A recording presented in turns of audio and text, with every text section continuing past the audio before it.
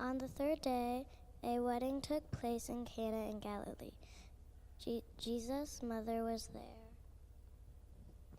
And Jesus and his disciples had also been invited to the wedding. When the wine was gone, Jesus' mother said to him, "They have no more wine." "Woman, why do you involve me?" Jesus replied, "My hour has not yet come." His mother said to the servants, "Do whatever he tells you."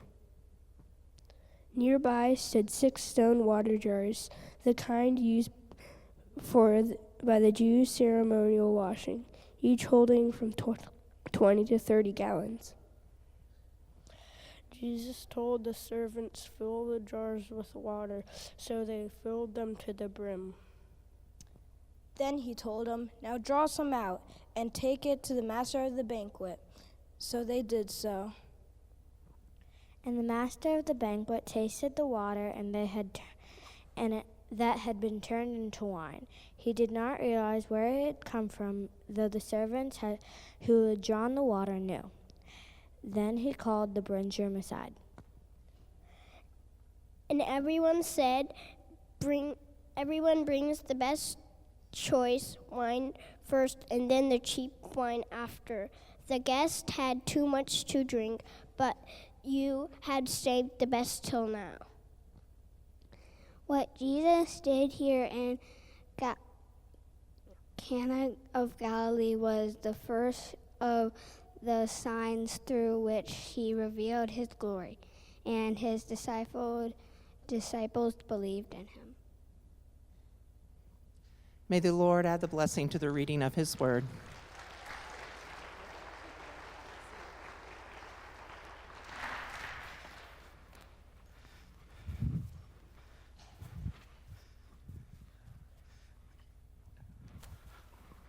Well, what an awesome morning it's been.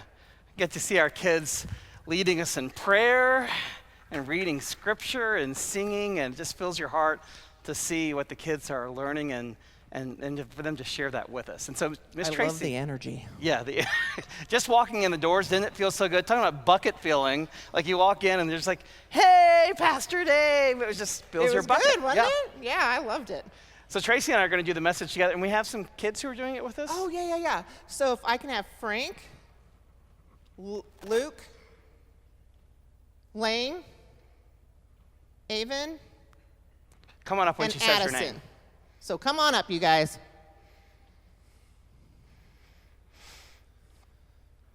Hi, guys. How's it going? Thanks for doing the message with us. So, can we just pass the microphone and each of you guys introduce yourself and say who you are and what grade you're in? Hi, I'm Avon, and I'm in 4th grade. Hi, I'm Addison, and I'm in 4th grade. I'm Frank, and I'm in 5th grade. I'm Luke, and I'm in 4th grade.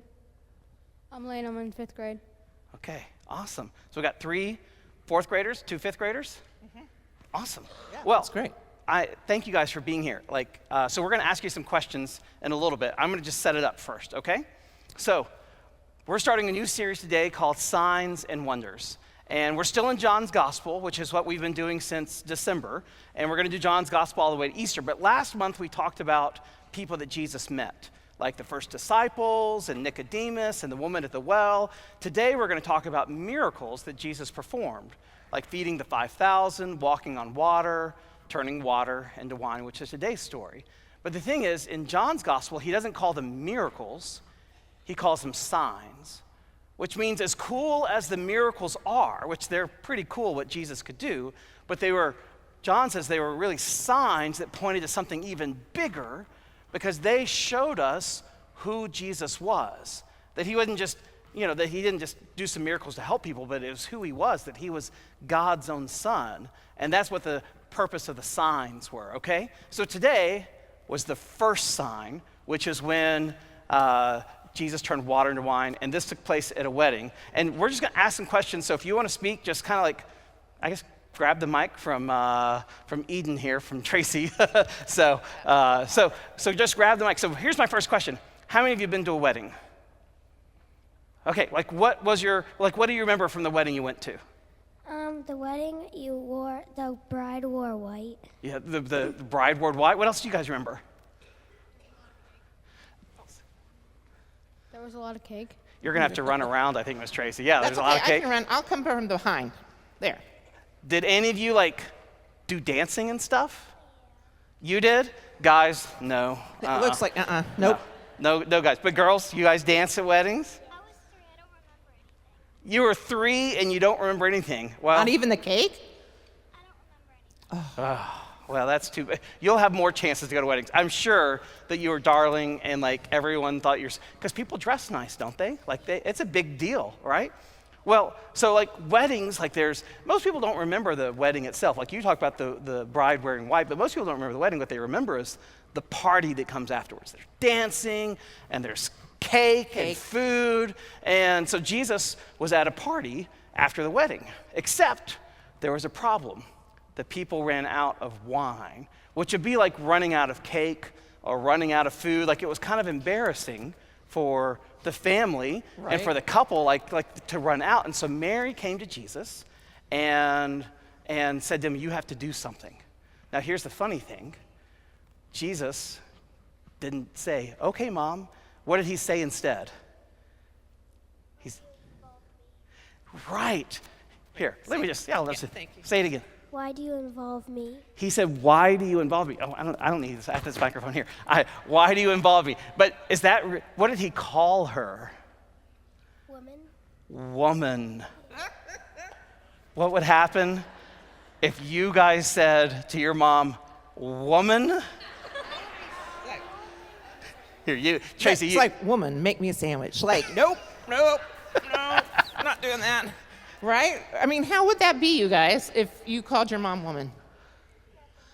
Not good? Not good. What would she say? What'd you just say to me? She's not wrong. How What'd about you you just guys? say? What would your mom say? You don't know? Luke? I know your mom. She'd say something, just so you know. Lang? Is it okay if I can't really think of something right now? Yeah, but when you that's do, okay. grab it back. Hey, So hey, I have some other questions, too. I have one quick question. So when you're in trouble, what do your parents call you? My first name and my middle name. Say that again. My first name and my middle name. What's your middle name? Adele. Adele. Even Adele? Like that? Mm-hmm. Yeah, that's when you know you're in trouble. What's your middle name? Marie. Does your mom call you by that? Sometimes. Not very often. Is it when you're in trouble? Sometimes. So it'd be Addison, Marie, like that? Yeah? What did your mom say? My middle name? Does she? Sometimes. Yeah. What is your middle name? Patrick? Does she Frank. say Frank Patrick or does she say Patrick? Just Frank Patrick. I wonder what Jesus' middle name was. We don't know. We don't know, but I'm wondering, his mom did say, Jesus, you need to help these people out. She was being a mom, wasn't she? I love that about her. And I've got to go back to the party, so you take care of this, Jesus, right? And that's so funny because I don't think mom was really listening, was she? Because he was like, why did you, like you said, Avon, why did you involve me? So have you ever had a time when your parents don't listen? Yes. Yeah. How's that make you feel?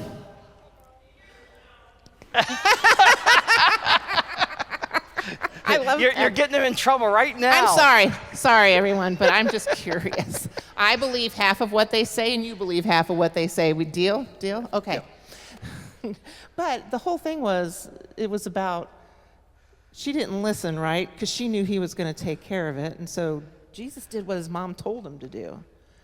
Is that obedient? Being obedient? But I think it's more than that, don't you, Pastor Dave? It's more than just because mom told me to do it. Right. Sometimes we're obedient just because we get in trouble if we're not obedient, right? And we don't want to be in trouble. But obedience in the Bible is more than just I don't want to be in trouble. It's we trust and we love God, or we trust and we love our parents, and we know they want the best thing for us, and so we do what they say, even if we don't understand, because we know they want what's best for us. Does that make sense?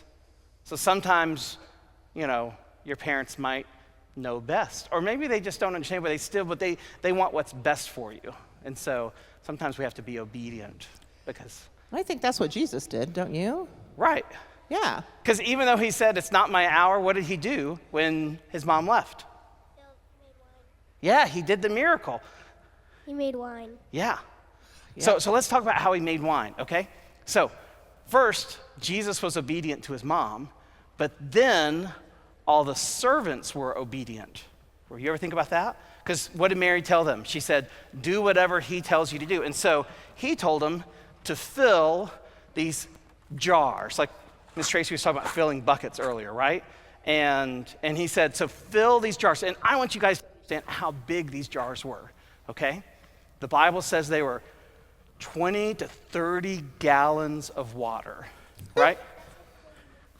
30 milk jugs. That's right. This is a 5-gallon bucket. And it's not like they could just go like fill it in a, like a water, like the hose outside, right? Like they didn't have that. They had to like go to a well, which means they had to carry maybe some small to the well, get it, come back, fill the big ceremonial jar. And so, that's not very heavy, right? Lift it up, see what it feels like. Go ahead, guys, you can lift it, you can see. try it. You can pass it down. That's not bad, is it? Yeah, ping pong balls don't weigh that much. So here's one with water. And that's about 4 gallons of water. I didn't fill it all the way to the brim. Give it a try.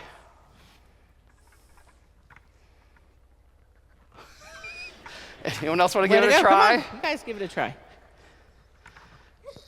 Look at her. She even got the pose down. You like got she it. was There you lifting go. with her legs, man. Way to go, Addison.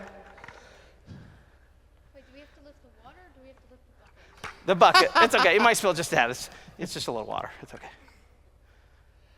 Nice.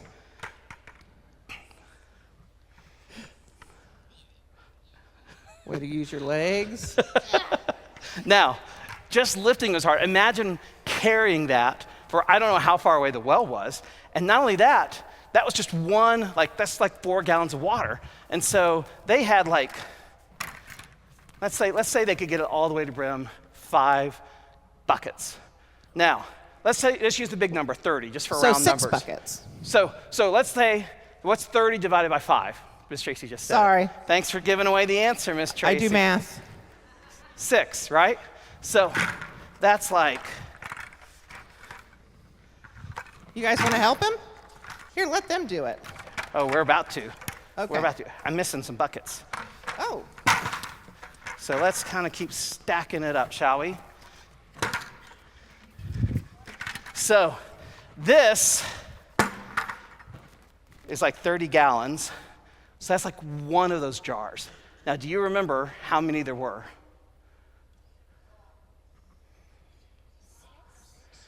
We'll say it with the microphone, Miss Tracy. Oh, sorry. 6. 6. Thank you, Frank. Right. So we have 36 buckets here to represent 6 of those big jars. So I'm going to move this water away. Why don't you guys stack all these buckets across, and let's just see how much water that would be. Just separate them and stack them. This is good help. Yeah, you guys can do any stack. Keep going. You got lift up the handles and Sometimes the handle gets in the yeah. way. Here, I'll do that, and you just stack. I'm one-handing it, so here, how can I help? Good job. Stack them up. Yeah. Go high. Go high.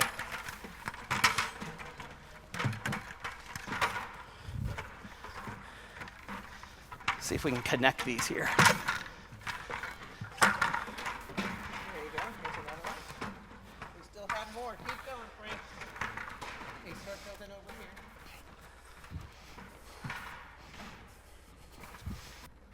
Let's bring that one right here. Okay. Excellent. Keep going. Thank you.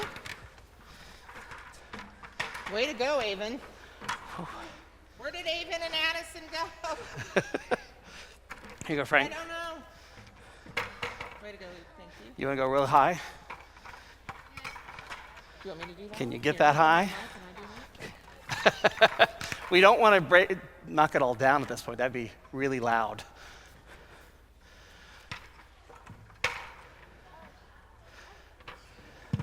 Okay, so let's. Okay, I think we can just go to the side now. Come around to the front, guys. Come around to the front. Thanks. Now, step back and just look at how much water that would be. And you felt how heavy one of these was. Can you imagine that much water the servants having to get? Do you think their arms were tired when they were done? Yeah, exactly. Don't come back up here. Come back up here. You're going to we'll stand in front. Try not to bump up against it. Okay. So, a lot of water. But the thing is, the servants were obedient.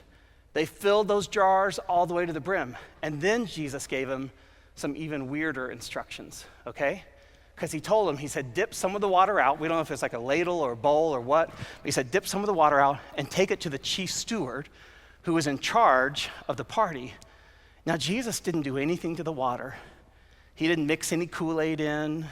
He didn't say any magic words, hocus pocus, abracadabra. He just said, take the water. And the servants knew that this was just plain old water. They were the ones who got it from the well. There was nothing special about it. But when they took it to the steward, what happened? Here, do we have the mic? Oh, yeah, thank you. So Just holding it. You guys go. It turned to wine. it turned into wine. Shut the front door. It what? It turned to wine. And well, I imagine it was probably cheap wine, real watery wine, wasn't it? I mean, it was just water, right? It was good wine. It was It was good wine. It was good wine. In fact, the steward said it was the best he had ever tasted. And he was amazed. And so we call this a miracle of abundance. You guys know what that word means, abundance? A lot, right, yeah. Like, what were you going to say, Lane? It pretty much means like a lot of something. Like if there's an abundance of something, then that means you like have like created or just have a lot of something. Like if there's an abundance of wheat in your farm, then that just means that you grew a lot of it. Right. And it went really well. And it means like more than you need, like, you know, filling the buckets. Like if those ping pong balls had overflowed, like it's not just that God gives us a lot or that Jesus made a lot of wine, he made the best wine. And so this is a miracle of abundance. Make sense? Mm-hmm. And so this is a miracle that we say there's two parts to the miracle. There's obedience. Remember who was obedient? Mm-hmm. Jesus was obedient to his mom. The servants were obedient to him. But then there's also abundance. And both those things are happening, right? First, the servants have to be obedient to get all that water. If they don't, guess what? There's not wine. But the servants on their own couldn't produce the miracle. Jesus had to add his blessing and his power to make a miracle happen, to make that ordinary water become something really special, something better than they ever could have imagined. Does that make sense? And so that's why we say it's both obedience and abundance. So, Miss Tracy? I think we should kind of take it to present day. Okay. Is that okay, guys? And I feel like I'm behind you now. I need to get in front of you. Pardon me. Excuse me. Pardon me. Excuse me. Here. This is why the service goes over. I'm just saying. So, Jesus does not ask us to fill a bucket with water. That's not a job, right, that we do today. We don't fill buckets with water. But what kind of things does Jesus ask us to do? He asked us to fill other people's buckets with happiness. He asked us to be kind to one another.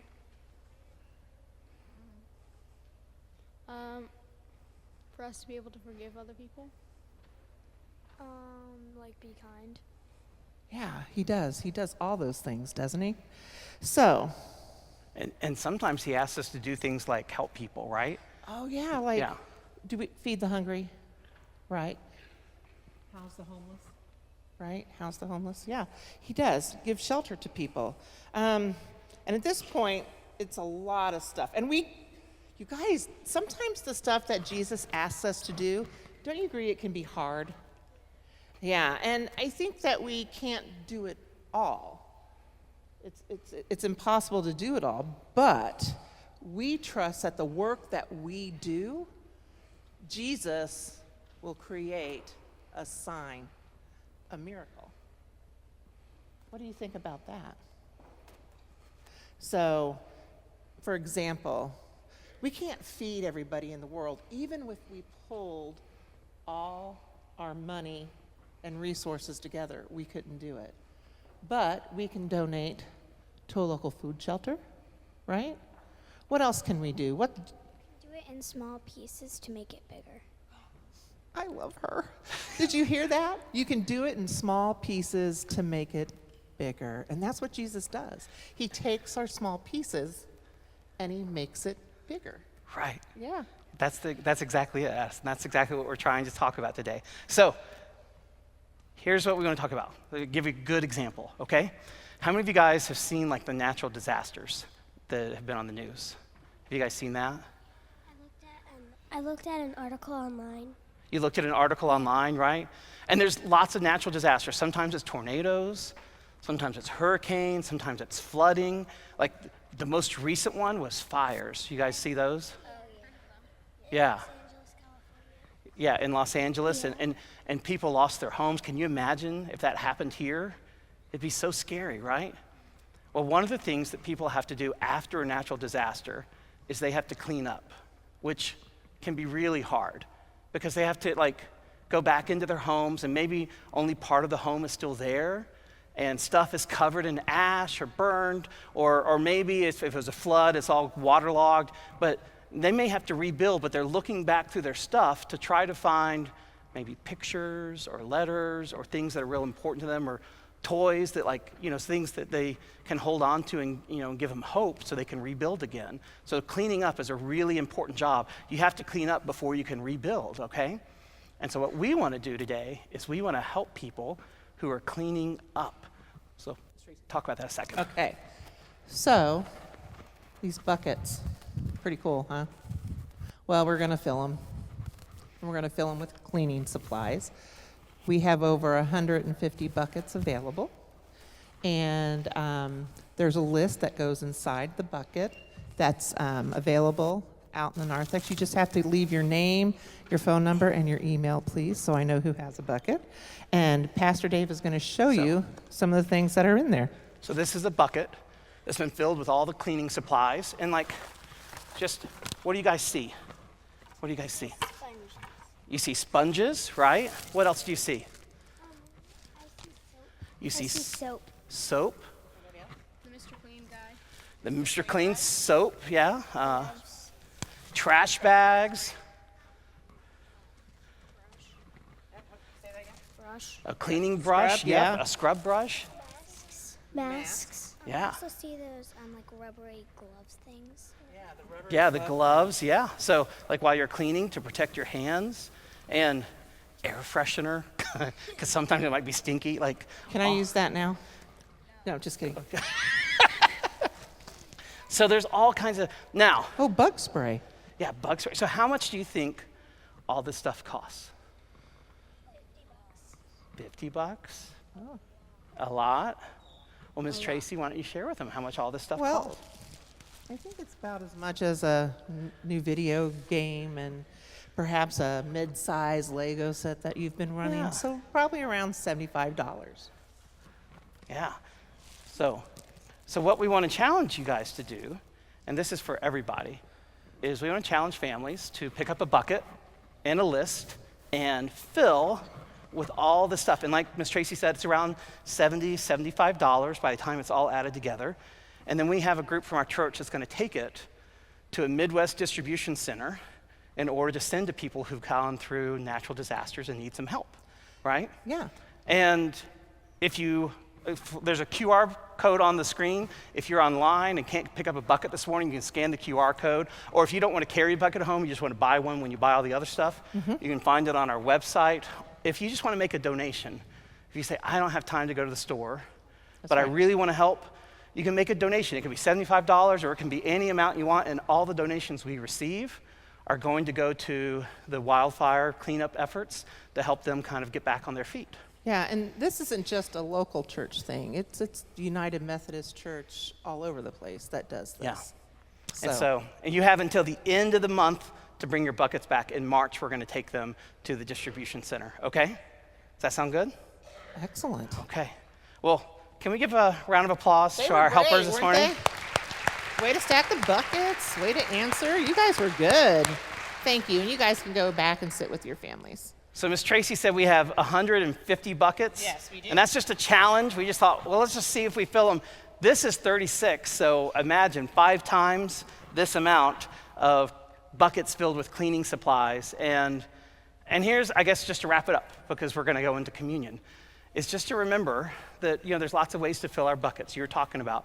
Mm-hmm. And sometimes we focus on our own bucket, like the things that make me happy, the things that I want or I need. But the best way to fill our buckets is by filling other people's buckets.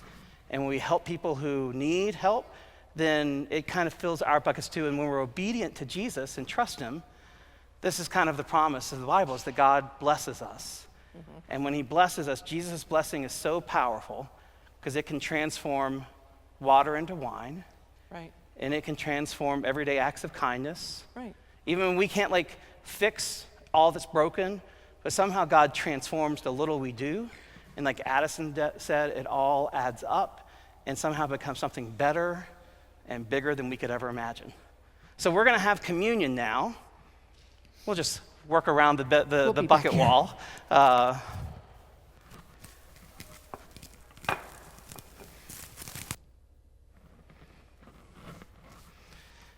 And we talk about communion. This is also a sign, because this is kind of like the water that the servants had. It was ordinary water, and Jesus made it something more.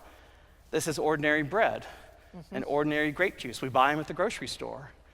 But yet they point to something even better. When we all take communion together, we eat this meal, we believe it points us towards God's love, God's forgiveness, because Jesus gave his life for us. And so we remember how the night he was betrayed, Jesus took bread and he broke it and he gave it to his friends, the disciples, and he said, "Take and eat. This is my body, which is broken for you. Do this in remembrance of me." And then he took the cup and he said, "This is my body poured out for you. Drink it and do this in remembrance of me."